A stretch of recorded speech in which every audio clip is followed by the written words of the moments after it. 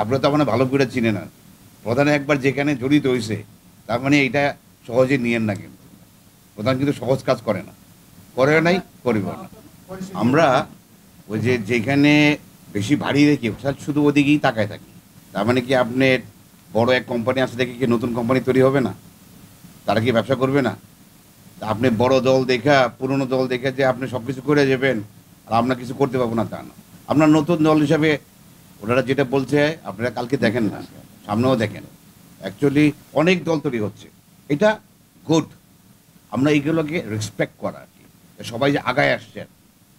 যেমন আমাদের জুলাইটা যখন শুরু হয় তখন কি জুলাইকে শুধু কি ছাত্ররা করেছে তা না, আমরা দেশের সবাই আগে আসছি।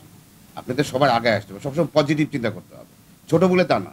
আমরা শুরু করেছি, স্টার্ট করেছি, এটাকে আপনি থ্যাংক ইউ বলা আর কি। আপনি আমরা মেইন জিনিস, ওনারা দেশের সিকিউরিটি দায়িত্বে ছিলেন, মানে কি জনগণের বডিগার্ড ছিলেন, বিদেশ থেকে যাতে কোনো আক্রমণ না করতে পারে, এই তো সেনাবাহিনী, তাই না?